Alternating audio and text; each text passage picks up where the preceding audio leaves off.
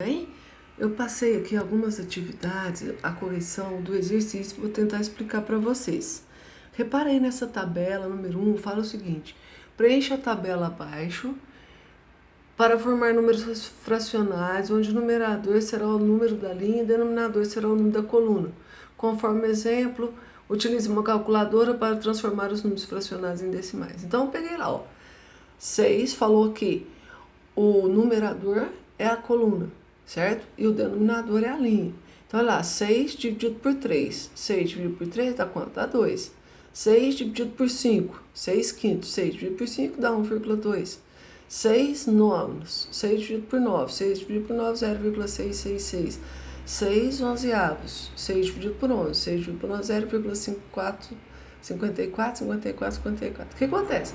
Tudo isso que eu fiz na primeira linha, que eu peguei aqui, 6 dividido por 3, 6 dividido por 5, 6 dividido por 9, 6 dividido por 11, você vai ter que fazer agora, menos 5 dividido por 3, menos 5 dividido por 5, completando a tabela toda, tudo bem? Então essa é bem, vai dar um pouquinho de trabalho, mas não é difícil não, você pode usar a calculadora, mas tem que mostrar assim. Aí vem a segunda questão, a segunda pergunta, o que falou? Organize as frações obtidas em ordem numérica. Você acabou de completar a tabela, então o que você vai fazer? Você vai pegar, colocar em ordem numérica. Sugestão, coloca do menor para o maior. Sempre nessa ordem crescente, tá? Outra coisa, pelo resultado da divisão, quais esses números são números naturais? Tem que botar na tabela. Quais são os conjuntos números naturais? São os números positivos, olha lá. 0, 1, 2, 3, 4, 5, 6, 7, infinito. Quais são os números inteiros? Os números inteiros são aqueles que são números positivos e negativos. Então, olha lá para vocês verem. Pelo resultado da divisão, quais são os números inteiros? Números inteiros são os números da divisão sempre exata. Pode ser negativo, positivo. Menos 3, menos 2, menos 1, 0. Volta na tabela, olha quais são, copia. Depois perguntou quais são os números racionais. Números racionais são aqueles que podem ser escritos em forma de fração. E aí, por exemplo, eles podem ter uma representação finita ou infinita. Então, olha aqui para vocês verem. Números inteiros, eles podem ser os números inteiros. 2, eu posso escrever isso como sendo 2 dividido por 1. 5, 5 dividido por 1. Menos 7 dividido por 1. Decimais exatos, a minha divisão, por exemplo, 0,2. Eu posso escrever 2 sobre 10. 0,006, 6 centésimos. 2,173. Então, pode pôr 2.173 dividido por 1.000. Por que é 1.000? Porque tem 3 casas decimais aqui, né? Tem os números periódicos, as dízimas. 0,333. Eu posso escrever como sendo 3 nonos. 0,2, 41. Fazendo a conta aqui, pode ser 239 sobre 990. Então, você vai voltar na tabela e você vai escrever lá quais são os números racionais que você achou. E você vai escrever. Vai ter bastante número, certo? Olha aqui o outro exemplo que tem agora, olha. Lá, a letra E, pelo resultado da divisão, quais são os números irracionais? Números irracionais são aqueles que, são números decimais, infinitos, não periódicos, e não podem ser representados por meio de frações redutivas. Então, por exemplo, raiz quadrada de 3, 1,73, 20, 50.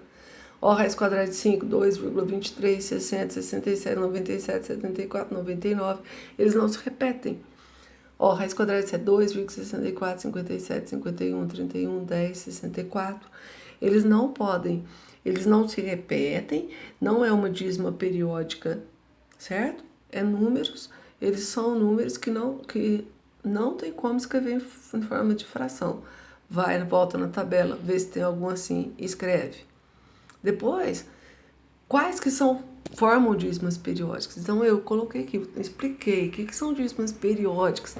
São números decimais periódicos, ou seja, apresentam um ou mais algarismos que se repetem na mesma ordem infinita. Então, os algarismos que se repetem é chamado de período. Então, por exemplo, 0,444. A fração, se eu voltasse na fração, dá 4 nonos. Qual que é o número que está se repetindo? 4. Qual que é a ordem dele? 4, 4, 4. É uma casa só, então é 9. Então, 4 nonos, certo? Então, as dízimas periódicas, elas podem ser simples ou elas podem ser compostas. Simples, elas apresentam a parte inteira e logo após a vírgula, apenas o algarismo se repete. Então, aqui, 0,34 34, 34, 34. A parte inteira é o zero. E o período? 34. Tá vendo? Ó, 1,22222, parte inteira. 1, período, 2. 234,193193. Então, o que acontece? A parte inteira é 234, período, 193. Lá, 193, 193, 193. Viram? As dízimas periódicas compostas, elas possuem a parte inteira e depois da vírgula algarismos que não se repetem, além dos algarismos que se repetem. Então, olha aqui, ó, 3,12555. Então, a parte inteira é 3. A parte não periódica é 12. E o período, 5. Entenderam? Então, tem um 12 aqui a mais, ó. 1,786 não repete. 3, 3, 3. Então, a parte inteira, 1. A parte periódica, que não se repete, 783, que é não periódica. E o período, 3, que é a dízima periódica. Ó, 11, vou voltar. 11,23, 50, 50, 50. Então, a parte inteira, 11. Parte não periódica, 23. O período que se repete, 50. Vai na tabela, olha se tem desse tipo. Se tiver, você vai copiar as questões, certo? A F. Quais são as frações que formam dízima não periódica? Então, são desses exemplos assim. Você tem que olhar lá no seu caderno para ver se tem lá na dízima. Se tiver, você vai completar. Depois aqui, fala assim, ó, a atividade 3. A fração 6/11 representa uma dízima periódica, porque 6 dividido por 11 é 0,5454. Onde 54 é o período que se repete. Podemos escrever destacando o período com uma barra superior acima, 0,54. Então, escreva todas as dízimas periódicas citadas no item 1 dessa atividade nesse formato. Então, volta na tabela, copia as dízimas periódicas que você encontrou, copia todas. Depois que você copiou todas, o que você vem? Por exemplo, olha, 0,666. Como é que você vai escrever? 0,6. Não repetiu o 666, então você vai pôr uma barra em cima do 6. Pronto, é isso. Ó, 0,54, 54, 54. 0,54. Colocou aqui, os dois não estão repetindo 54, põe a barra em cima de 54. Acabou. Tá entendido? E a última questão, a 4, você vai criar uma situação usando os dados da tabela. Tem que ser com todos os dados? Não, mas você vai criar um pequeno problema com alguns dados da tabela, envolvendo aqueles dados lá. Tá entendido? Qualquer dúvida, podem me procurar. Beijos.